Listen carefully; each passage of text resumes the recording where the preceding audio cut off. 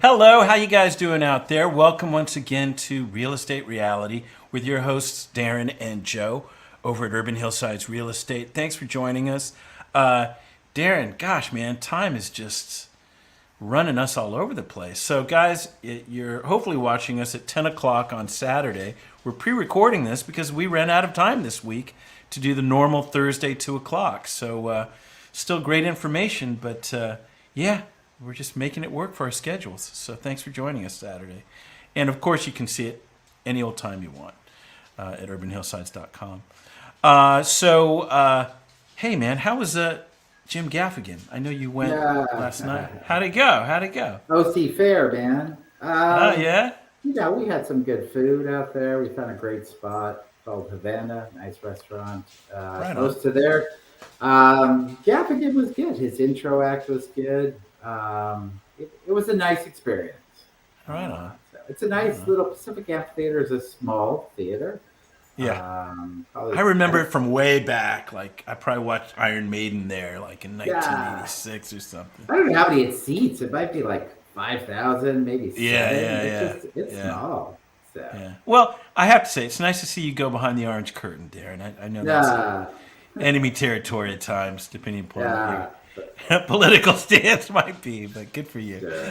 All right. Well, look, guys, we're going to go into, of course, buyer and seller wins towards the end. We're going to pick out a topic.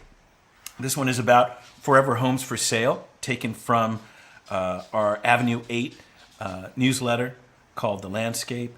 And then, Darren, I know it seems like every week we're talking about the market, but why don't you roll into that? What's going on? Joe, that's why we're here, man, to talk about the market. So, yeah. Sure. I feel sometimes I feel like it's Groundhog Day. Sometimes it's. Well, it used to be one-sided. Now there are two sides to the story. We've entered that territory full steam. I think a lot of the people who haven't heard their side of the story for a while are feeling pretty empowered. But there are still two sides. The seller side is not left, but there's opportunities for buyers, and our numbers reveal that both in volume and where things are selling at and compared to their list price. Well, this page that we started using last week, I guess we'll use probably every week now because it gives us this real-time view of what rates are doing for buyers and for sellers. Tell me about this. What do you see? Particularly now in a volatile time where it's moving a lot. I mean, if we're showing this page every week and it's just this like slow uphill or downhill for that matter, we're not going to be showing it. But if you zoom in there or narrow the date range, here's my dog. It's just the rates have been jumping. Obviously we've got the Fed interaction that's impacting rates, but this is post-Fed. It's rates went down when the Fed raised the Fed funds rate. Rates came back. They went back down. They came back up. And just to see what's so fascinating about this page is what you're showing right now, like the daily shifts that have happened. And it's really been maybe for the last 10 days. This picks up the last 7, but some big moves. Half-point moves over a few days' time. We started reading articles because we're not technically in the mortgage business, right? We're in the real estate business, but the mortgage is directly related and tied to what's going on. So we started reading articles, 5%. These are all the insiders. What are you talking about? Yesterday, it was, 5 and 5.4. And boom, here it is, man. Dropped 0.4 points in one day, but then came right back today, right? Jumped right back up. So it's tough to really get a read on this, at least in the last couple of days this week. I mean, I guess the good news is, this is not 6%, not 5.5 to 6. It's staying in a range of 5 to 5.5, which has got to be some good news for some buyers. Right. But no real direction.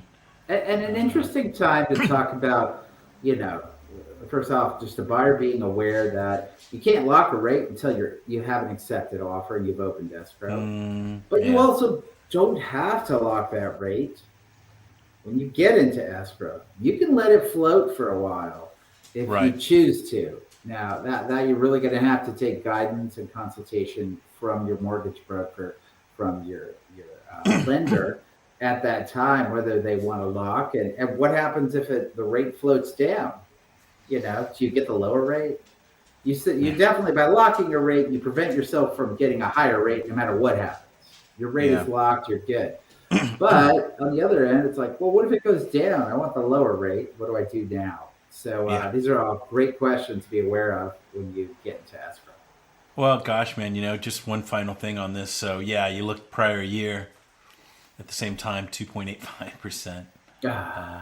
Look at that, Well, looking back doesn't do anybody any good, man. You have to believe that in real estate, man. It just Yeah. tears you up. Well, I know in our topic we're going to talk about trying to find the positives out of this, so we'll get to that. Now, I wanted to ask you, so today, everyone's saying, is there a recession, is there not? The job number was really good, right? It was like 500 something, maybe 584, I think, 584,000. And I know Biden's chirping in on his plans are working. Sure. I mean, there's never a singular, consistent direction that things moving. There's always a little bit of a mixed bag, and what's having the most influence. And when you look at it from a political perspective, you're going to talk about what you want to talk about that helps that party, or talk about what's negative if you're trying to hurt the other party. So, look, the economy is in good shape. Labor is it's very low. Unemployment is very low, and the labor market's is pretty damn strong right now. So the economy's doing okay. Yeah. Well, let me do this. Let me do my famous disclaimer. Darren Hubert and Joe Cloninger are real estate agents at Avenue 8 under the Urban Hillsides brand. All opinions expressed by Urban Hillsides or guests on the video are solely their opinions and do not reflect the opinions of Avenue 8. You should not treat any opinion expressed by Urban Hillsides as a specific inducement to make a particular investment or follow a particular strategy, but only as an expression of Urban Hillsides team's opinions. This video is for informational purposes only. All right. So yeah, let's get into it. I guess I should show the actual email. But every month, Avenue 8, our brokerage, has a really good email. Sign up for it. I think we're all learning good things from it. But here, let me go pull this up. Anyway, it's called The Landscape from Avenue 8. And this is August 2022's version. It's volume 13. And let's see, it talks about forever homes for sale. So let me try to make this a little bigger. There we go. Okay. So let me read on here. Forever homes for sale at long last. We all know that headwinds buyers are facing in the current market, but we also know that even buyers lucky enough to buy lower price points and record low interest rates over the past 2 years faced a perfect storm themselves, as inventory shortages and intense competition produced the most extreme seller's market in recorded history. Today, those trends have more than reversed. Housing supply has made its biggest about face ever, up close to 20% from a year ago. Bidding wars have dropped precipitously, and prices have stabilized. The upshot is that buyers who are able to surmount the financial challenges of today's market have the time, the options, and the leverage to close on homes that tick every single box on their wish list.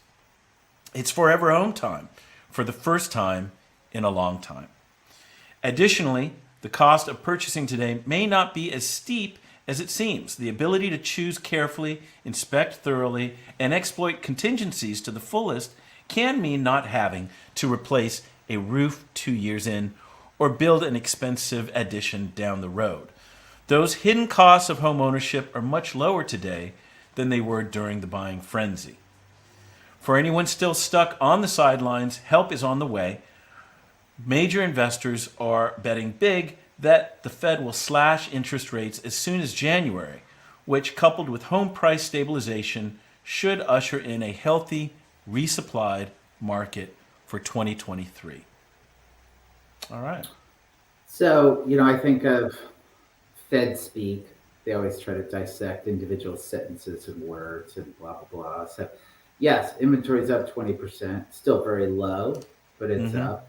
And bidding wars are less competitive or fewer people, but there are still bidding wars. I think Right. this article is great. It really does capture the climate of the market, that it's still competitive, Mm-hmm. but maybe as a buyer, you're not having to give up everything, except that you're going to have to replace a roof, except that you're only going to get 2 bedrooms, so you're going to have to build another one in the future, as they say Right. in this. I mean, go for the finished house, go for the house you want to get and acquire and live in for a long time, as this Right. article is stating, the forever home. And now it's a little more of an option than it certainly was, 6 months ago. Yeah. Yeah. Well, let's look here. I just wanted to look on some of these links they gave us. So, the sentence here: the upshot is that buyers who are able to surmount the financial challenges of today's market have the time. So, let's take a look at what this link is saying. And let's see here. Okay, so this is from Zillow. Housing affordability obstacles are mounting, but buyers who can weather the storm have more time and options. June market report. So I will put these, I'm not going to get too deep into this, but I will put these links in the page on the website for people. Now, the other link they had was here. Major investors are betting big that the Fed will slash interest rates as soon as January. So let's see what this looks like. Investors bet Fed will need to cut interest rates next year to bolster the economy. In a rare wager, investors expect a quick U-turn on rates, more increases this year, then cuts next year as economy weakens. Okay, well, we have to subscribe. But okay.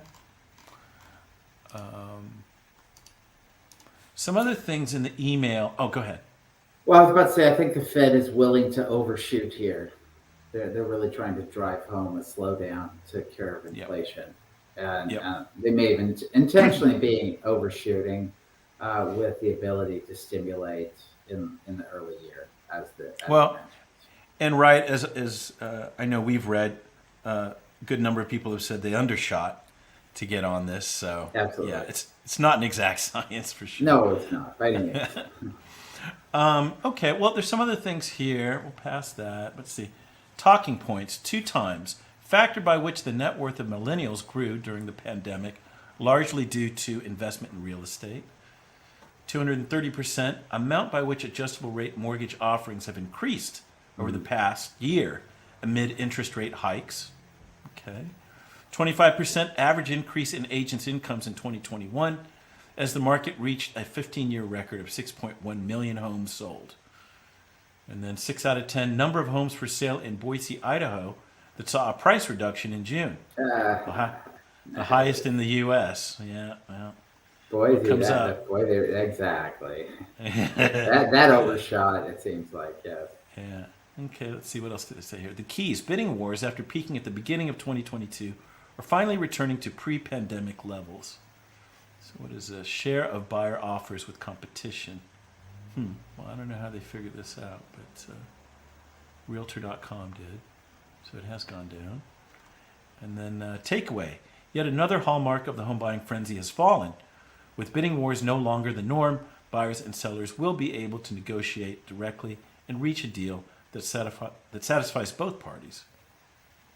And then we've just experienced the biggest one-year housing inventory increase ever recorded.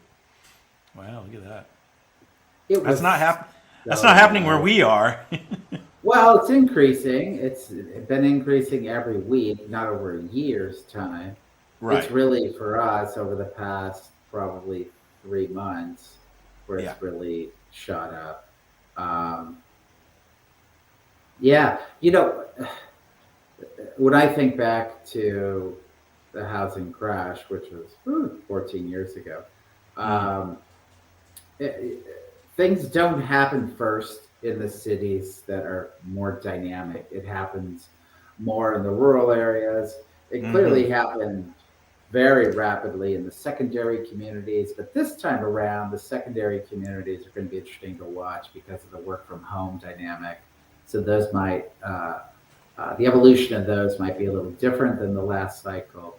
So we're not feeling it to that extent in the inner city and a lot of the areas we serve, but I think they're feeling it a little more out in the suburbs and in Gosh, the we should do that. rest. We should look, like you said, we should look in the suburbs or look out in the valley, like way out valley. Maybe we'll see some difference someday. We'll see Sure, it. Yeah. sure. So the takeaway here, housing supply is increasing at a record pace and is now projected to be up compared to 2020 by August. That puts us weeks away from a complete recovery from the severe shortages sparked by the pandemic. Right. So, but it's hard to. We're talking about over 2 years ago, but even 2 years ago, it was a seller's market, and it was a very tough market, Yeah. right? And it had been for a decade. So, I don't think this moves us out of seller market territory. Um, No. that's the point we want to keep driving home, only because even if you're a buyer out there, you might not have as much leverage as you think. Um, you Yeah. have some, which is fantastic, but Well, when I was reading this thing right about 2023 and lower rates, maybe that's what some buyers are still hoping for, and they'll see it. It'll yeah, happen for them. Yeah. Okay, so there you go. So again, we encourage you to sign up for this email newsletter. It's got a lot of good info on it. All right, so next, I guess congratulations, Darren. We got that lease done in yeah, Silver Lake. we Right did. on. Good for Nicole and Josh and Bob and Beth. That worked out for everybody. Yep. And then I know something on the bankruptcy side sold today. So another congrats. It's always a long journey on those bankruptcies. And and then finally, we do have a bankruptcy property now in Van Nuys, and we'll have a Sunday open for that this Sunday, the 7th, 2 to 4, if you're interested. Anything more to say about that one? It's a really nice property with 4 bedrooms, really 4 bathrooms. Yeah. You're Um, right. it's got a ground level office. It's technically a townhome, but it's a house. I mean, Uh-huh. it's a Yeah. completely detached space with its own private yard. It's just part of a community. Yeah. So it's a nice space, and it's reasonably priced for what it is at 675,000, 1,800 square feet. It's a little messy, unfortunately, in bankruptcies. Sometimes it can be hard to get things completely in order on the presentation side, but Yeah. the structure of the home and the condition look very good from Yeah. what we can I see. forget when was it? When was it built? Was it 15 or 7? No, 15. No, it's older than that. It's Oh, 2008. okay. Yeah, Pretty recent for a house. sure. Okay. Well, guys, help me out. I'll be there, and I'd love to see you at the open. All right. So let's go ahead and jump into seller wins and buyer wins. Let's see. I will go to my email and let's take a look. Okay. So, again, it all relates to the market, but we were just talking about how we really have not seen a slowdown in prices here in our immediate area. So the first one we've got here, 1928 Talmadge Street, is 326,000 above its list price. Let's see. Yeah. Let's see what they got here. Okay. So 1928 Talmadge Street, list price $1,495,000, ended at $1,821,000 for a $326,000 improvement. Looks like a beautiful Spanish. Let's take a look. Oh, there it goes. This is a 3-bedroom, 2-bath, 1,231 square feet of living space. It's in Los Feliz, and let's see, 5,800 square feet of lot. sold for $1,821,000. 7 days on the market, so brisk again. And this is brought to us by Steve Sanders on the listing side, and on the buyer side, the Zureb brothers, Emmanuel and Salvatore Zureb. So congrats to them. Any comments about this one? It's a great spot. I mean, it has a one-car garage. That's small, Yeah. but other than that, it's a really nice house. Got a detached studio in the back. Nice open doors to get outside through the kitchen, through the living room. Very clean. Nice house. Yeah. Not surprised this Yeah. went up. I think this was underpriced. Yeah. But it's small, technically 1,231 square feet. Maybe you get another 300 out of the back, maybe. Yeah, Yeah. correct. Yeah, I agree. Yeah. That's ultimately the tipping point as to why I probably sold for this price. True. All right. Next we've got. Oops, hold on here. Next we have 2814 Moss Avenue. So this listed at $1,189,000 and landed at $1,500,000 for a $311,000 increase. This is in, I believe, is this Glassell Park? Yeah. Yeah, there it is, Glassell Park. Okay. This Okay, house looks so much smaller in the photos than the one we just Yeah. looked at, which is smaller. Yeah. It is 2814 Moss Avenue, Glassell Park, 3-bedroom, 3-bath, 1,406 square feet. It's on a 7,500 square foot lot. It sold for $1,500,000, and this was 11 days on the market. And let's see, Stephen Ward is a listing agent, and on the buy side, Jeremiah Van Cans represented the buyers. So yeah, right. Overall, it just, even the pictures, it all feels very narrow. Yeah, like this one, just like the previous one. Gosh, I just can't get over the value of a garage these days, and how it's such bonus space. It's this one is staged. The other one actually had a bathroom and other things going on. This one's just nicely painted and staged, and it's a very good thing to do as a seller. Finish the garage, paint the floor. Becomes a usable space. If you have any climate control in there, boom, you're golden. Yeah. So I mean, not amazing curb appeal by any means. No. Looks very simple. I'm reminded now, but also too, the backyard is just a concrete yard. That's just not very attractive. Well, it's got a lot of concrete. Yeah. It's parking between the house and the garage, but then it's got its own little enclave outside of the garage area there, where that's kind of your gathering spot with a wood deck and on the side. Yeah, exactly. Yeah. So All yeah, right. a lot of concrete doesn't feel lush, and whatever. It worked though. It worked. Yeah, Again, detached totally garage, pushed it over the edge. That's the key. All right. Next, let's see. For seller wins, we've got 4572 West Avenue 40. This started at $950,000 and finished at $1,160,000 for a $210,000 increase. Is this Glassell Park again or Mount Washington? Let's see. It's coming in. Glassell Park. Yeah.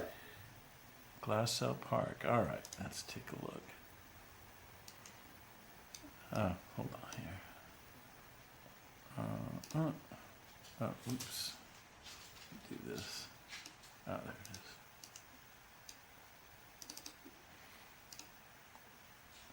is. Okay. So 4572 Avenue 40, West Avenue 40, Glassell Park, 2-bedroom, 2-bath, 1,250 square feet, a living space, sold for $1,160,000. That sounds like a great deal. 7,100 square feet of living space, and let's see, took 14 days on the market. And let's see, this is brought to us by Colin Benward as the listing agent, and on the buy side, Alexandra Newman. So, congrats to both. Again, it all looks very well staged, very well thought out. I like that little feature in the top there. Yeah, staging is nice. The nice porch. It's quite nice. You have the detached garage. Yeah. Oh, and there we go. You look through that door, and it's not a garage. Yeah. You got some views on this one. It's elevated. I think that one of the most interesting things in this one, which I've never seen before, looks kind of fun. It looks kind of funny to me if you look at photo 23, rather than on the vaulted ceiling, rather than what you would typically see in can lights. You have a series of hanging lights. Here, let me go back there. 23. Okay. It looks a little funny to me, but that's what it is. We're just looking for different things. I don't think this will become a trend, personally. Yeah. I see what you're saying. Yeah. A little odd. Yeah. I did think this was pretty cool, though. Absolutely, that piece of art. Yeah. Very cool. And I think it's hiding some. Is there a window back? No. It's just a piece of art. Yeah. All right. Another good one. And then finally, for our fourth one, we go to 3744 Roberta Street. And this started at a list price of $1,025,000 and landed at $1,220,000 for a $195,000 increase. And let's see. Gosh, man, we're doing some pet sitting. They just don't stop. 3744 Roberta Street. This is Montecito Heights. Oh, yeah, this one. 3-bedroom, 3-bath, 1,684 square feet of living space. This is on 3,800 square feet of lot. Sold for $1,220,000. Excuse me. 15 days on the market. And let's see. Brought to us by Bonnie Bryant and Courtney Picard on the listing side, and on the buy side, Kyle Asai. This is not, at least in my opinion, this is not the street of Montecito Heights. In fact, it's kind of barely on the end of Montecito Heights, but it's a good-looking house. What can you say? It was built in 2005, so it's definitely more modern. It's got a modern roof line. Some canopies hanging over the entryway. It looks good, but it's not prime Montecito Heights. It's right on that transition between Rose Hill and Montecito Heights. Probably feels a little more like Rose Hill. So it's a great house. This is pushing the numbers for that neighborhood, and good for them. That's why it's sold over, probably above what a typical home in that pocket would sell for. Yeah, definitely. Yeah, we know that street. You're right. Okay. And now we go to, let's see, buyer wins. So we'll go to 4755 Glen Albin. This is in probably Mount Washington. This list price was $1,299,000. It landed at $1,275,000 for a $24,000 reduction. And let's see why. Wow. Maybe we won't see it all. What do we got? Let's see. Well, my first thought is kind of poor design with that giant stairway running up the face of the property. Yeah, it was kind of naked out there. Yeah, that was my impression. 4755 Glen Albin Drive. This is Mount Washington, 3-bedroom, 3-bath, 1,385 square feet of living space on a almost 3,000 square foot lot. So they didn't have much to work with, but it took 11 days on the market. And on the listing side, we've got Sandra Alvarez and Douglas Carrillo. And on the buy side, Annie Wang. So congrats to them. I went to high school with Sandra Alvarez. Oh, no kidding. Okay. Yeah. She works with some flippers, or she's the flipper. I don't know, in the area. She's been doing a decent amount of stuff. And this one, what I think about, you used to see a lot of those Spanish duplexes. and it's pretty common to have the stairway running up the face of those buildings. The Mm-hmm. difference is Mm-hmm. that it was a solid wall. It wasn't that open, visible um, To the railing. street. Mm-hmm. Yeah, so it would be solid, and it just wouldn't stand out as much as a stairway Right. right at the front. Right. I think that was a drawback there for them, but kind of cool with like the upper box kind of hanging over the edge. Mm-hmm. Looks Oh, like on it that has, side. Yeah. yeah, looks like it would have some good views. Yeah, a lot of nice little destinations. Yeah. Um, So from yeah, the surface, again, 25,000. I think somebody just got a little better deal. Seems fine. yeah. Ironically, it looks like it's either just remodeled or a newer home for sure, but Mm-hmm. a few adjustments, and I think it's a great spot. It'll Right. definitely add increase in value over time. Yeah. All right. Next, we will go to. Let's see here. Oh, 4,000 Berenice Avenue. This is Montecito Heights, I believe. $950,000 was the list price, and it ended at $925,000 for a $25,000 reduction. Uh, let's see what we've got here. Da, da, da.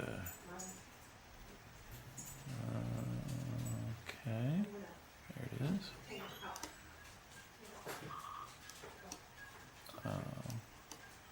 So here we go.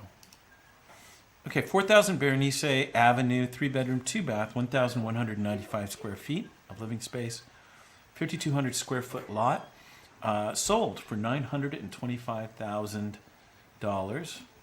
24 days on the market, and this is brought to us by Anna Lanuza, and on the buy side, Natalia Pollock. So yeah, what do you have to say? What do you think? This is the more typical home we would see where the price has gone down. It's owner occupied or tenant occupied, one of the two, and Right. it's just not prepped as well. It's not refined. We look at all the ones that sold way over, and they're clean and staged and Yeah. white. And Well, I think the other thing too here is, at least the way I think about Montecito Heights, there's lower Montecito Heights and then there's yeah, upper. yeah, And the upper obviously gets the better prices than this lower neighborhood that's right, in Montecito Heights. So yeah, yeah. It's coupled true. Yeah. coupled with that, This yeah. one lacks, it doesn't have a lot of architectural value. Uh, And that can be brought in with a remodel, but currently it's just kind of, it's just lacks it. It's not yeah, cohesive. yeah, But it could be brought in if the structure's in good shape.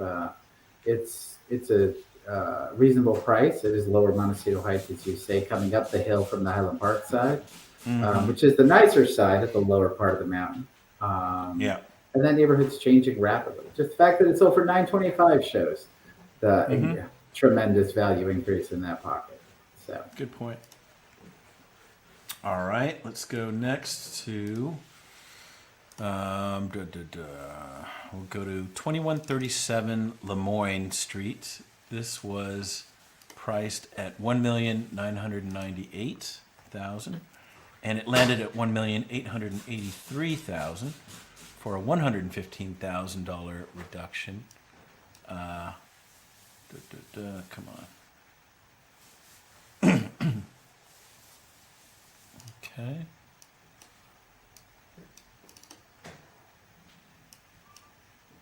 I don't know if we mentioned this one before. I don't think we did. 2137 Lemoyne Street. This is Echo Park. 3-bedroom, 3-bath, 1,580 square feet of living space on a 6,700 square foot lot. 1,883,000 sold. 40 days on the market, and brought to us by Ernesto Espinoza, and on the buy side, Mark Priceman. yeah, we threw our hat in the ring on this one Oh when it yeah, way sold back. originally. Yeah, That's yeah, what I was gonna say. Yeah, yeah. yeah, It was a small structure. They did a big addition to it. yeah. Um, Changed and quite a bit. yeah, absolutely. So, I mean, I'm amazed at how many things are being built on Lemoyne Street because there's a lot of huge lots on Lemoyne Street. This one's actually on the smaller side. A lot of them are, in the 10,000 square foot range. Right. So Yeah, look at all that down there. Yeah. yeah, and the levels down below are great. I mean, we have a few clients who just have these massive yards. As long as you spend the money to terrace them, there's a ton of space down there, and the views are fantastic. Yeah. So I think they did. I mean, knowing the house before, they did quite a bit of work. they did an extensive amount of work, right? For sure. Yeah. That's a good price. I think they just overshot. You're talking 1.9 million for a 1,600 square foot house. On Lemoyne.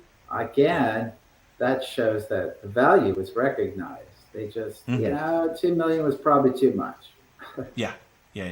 Well, great street. It's certainly one of the better streets. So good neighborhood. All right, and then finally we go. I think this is Los Feliz. Let's see. We're going to 3037 Angus Street. Now, for me, this is a bit of a mystery. So let's check this out. I didn't get why. Oops, this went down. So it started at $1,799,000, and it went to $1,625,000 for $174,000 reduction. And I think what they did was they only gave us the exterior photos. So I'm not sure if that changed after the sale. Hold on here. Bear with. Let's see. Got kicked out. So this is a beautiful Spanish. Right. It's a very nice house. Yeah, and I can't imagine, again, we have to guess a bit, but I can't imagine that it looked that bad inside.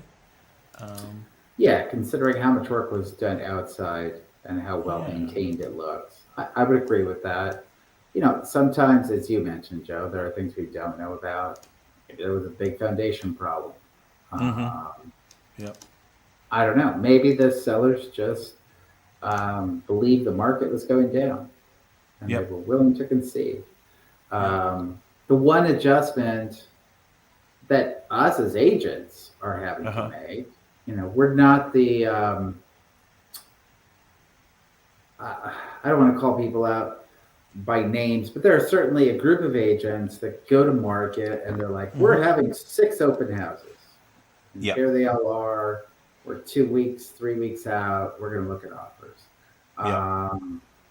It used to be you could sell a house after 2 or 3 open houses, and you got the majority of your people showed up in that time, and you really did get the best price early on. Right. And elongating that really benefited the agents more than anything. Right. So, and that was really never the stance we took. We just always wanted to get the best price and get it as for the clients. So, but now we're at a point where it might take that couple weeks to get people there. Buyers aren't moving as quick. It's a little slower. First wave of people may not bring the best number. I mean, we experienced that very recently in the closing lease we had. We had a wave of people. Very well qualified people. They all had nuances that just weren't working. And then, boom, one more open house, and the right person came.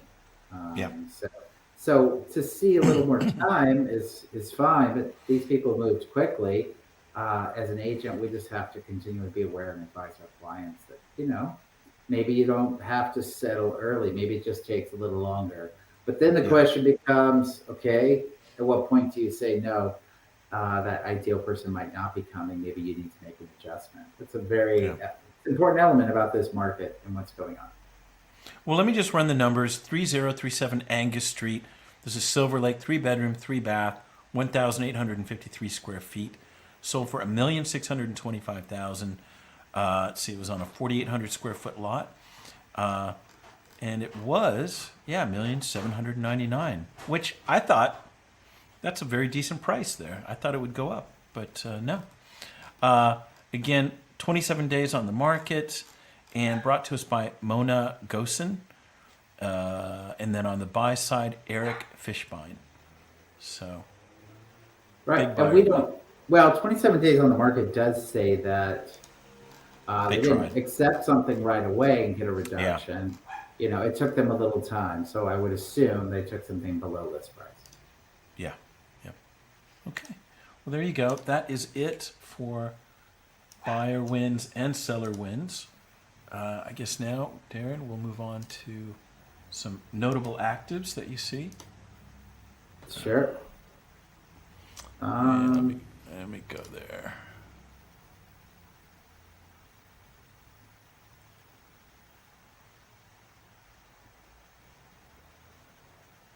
Let's see, new listings, 7 days. So there were 21 solds, didn't change from last week, and then I think at least when we were pulling this, it was 37 actives. Now it's 42. Let's take a look. Yeah, man, it's funny you say that because I replied to a client today. They wanted our thoughts on a property, and I just gave the facts, like, here's what could happen.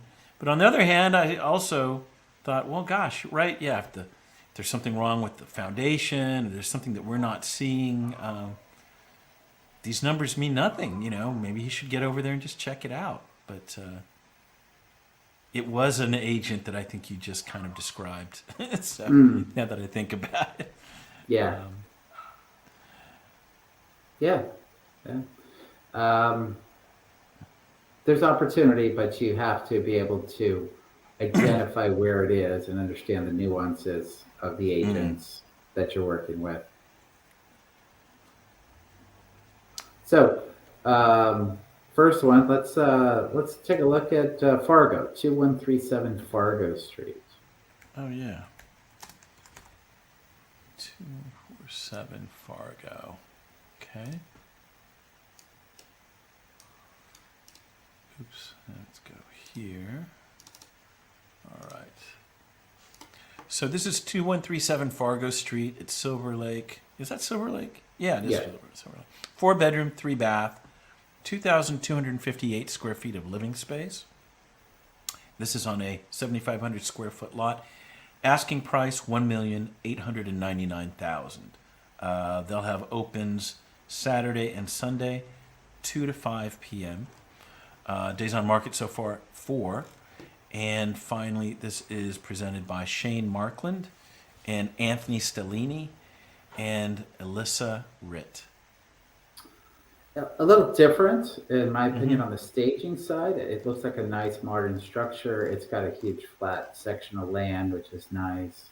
I like the windows a lot. Not only, the wood windows from the inside, but the placement of the windows is nice. And the bedrooms, some of the high windows make the space it looks bright. Nice. Yeah, but also functional. Sometimes in spaces, getting a window higher helps keep a room more functional. So, well, that bedroom, I know you love the high windows to keep the privacy. Yeah, so multiple outdoor destinations, good curb appeal. The staging is interesting to me in that it's a little bit of a mix. You got a little bit of an 80s energy going on in some of the staging I saw that pieces. in the chairs, Yeah, which is not as common, but and I'm not quite loving it personally, but it's nice. It's always nice to see something a little different, and you're seeing that here in some of the staging. Yeah. Gosh, does it have a view? Oh no. Well, it's got some views. Yeah, I don't think it's hill view. It's not a forever view, but it's a canyon view. Yeah. Got it. Okay, well that's a good one. Let's see where that goes. Okay. What else out there? Let's try over by you there. Let's do 3451 Griffith Park Boulevard.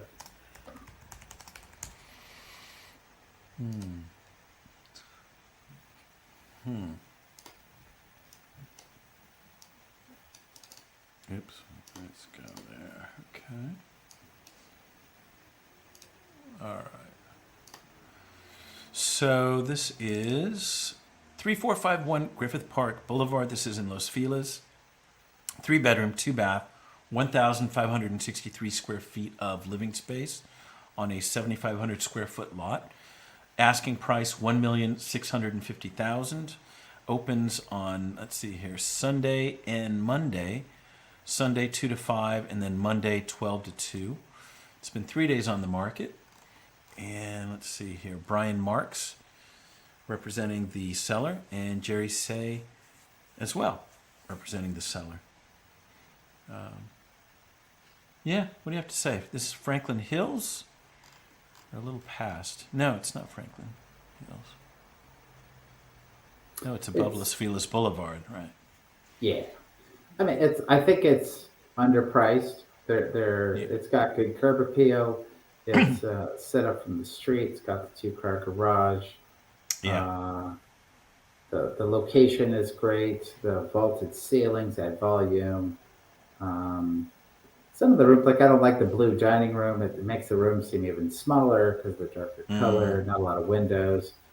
The all natural raised panel cabinets are not jumping out at me and saying "Wow, modern." So there's some opportunities. Yeah. I saw the kitchen like that as well. Yeah. Right. But great neighborhood, good square footage. I think this will sell fast. Yeah. I mean, the only thing along there, because I do it, of course, is, but it's above the street, it's certainly a shortcut for a lot of people to get away from Los Feliz and then go down Griffith Park. Sure. So and they have speed bumps, though. Yeah. To slow down that shortcut, for sure.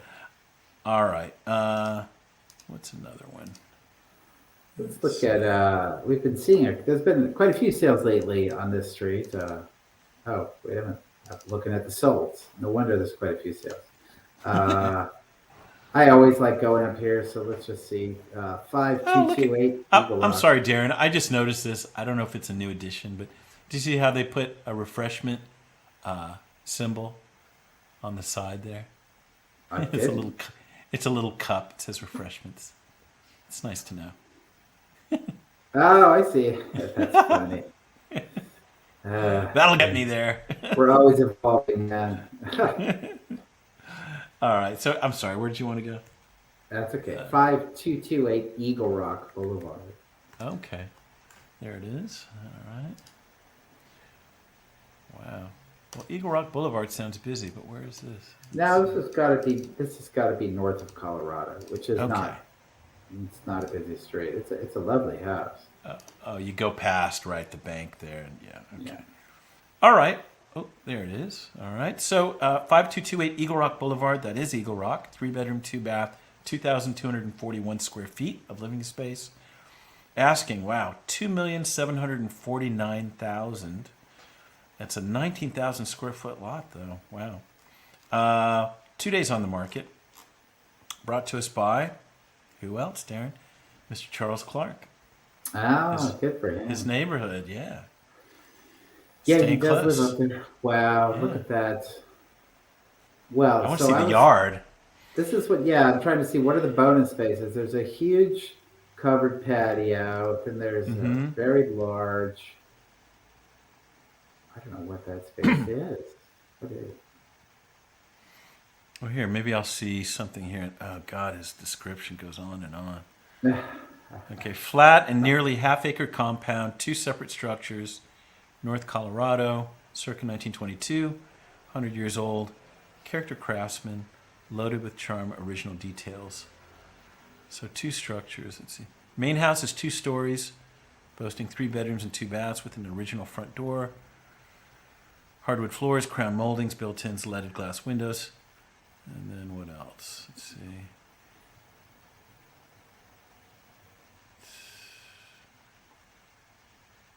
Too much. You've got the garage and you have space above the garage. 2-story bonus structure. Okay. Used to be the former owner's garage and engineer studio. Both levels have large wraparound windows, allowing beautiful light in. Many splits have been installed. Both levels to keep you warm in the winter and cool in the summer. Okay. Yeah, wow. It's huge. That 2-story structure is enormous. Let's see. Buyer advised, blah, blah, public records say house is 2,062 square feet, but it measures 2,241. Two-story bonus structure, in quotes, was built by prior owner. He pulled permits, and I cannot find the finalized copies. Wow. How much does he identify the square footage on that one? The square footage of bonus structure was measured by Rest at 1,696 square feet. Yeah. 1,700 square feet. Wow. Wow. That puts you total almost 4,000 square feet. Yeah. Yeah. Yeah. Well, a legitimate 4,000 square feet, I got it. The price makes sense. So the question is, just like the article we read from the landscape, you know, are people, is there enough of a shift in the market that people are just going to accept 1,700 square feet without permits? Yeah. I don't know. Yeah. It's pretty amazing space. It is. Sure. It is. Gosh, man, do you think this is for our clients, or it's too? I out know of who their you're range? thinking about. I think we're. Is it out of their range? Yeah. They don't want to be by the freeway. That's the problem. This is kind of in the middle, right? How far up is it? Is it that far? It's north it's of all right. Colorado. It's right by the but maybe it's 134. Maybe. We'll send it. Yeah. That's a lot of space. That's great. Okay. Yeah. Good stuff. Good. Yeah, I think that's it, man. Let's just end there. That's a great property. Yeah. Let's get on that one. So let's see here, Darren, as I punch out of here. So, gosh, man, let me stop sharing. There we go. So, anything to end out with? What do you think? No. Yeah, we'll see you next week. Yeah, it's okay. Easy enough. So, guys, have a great week. Thanks for joining us on Saturday, 10 o'clock. Next week, we'll work for Thursday, 2 o'clock. But keep the faith. Take care. Bye now. Bye.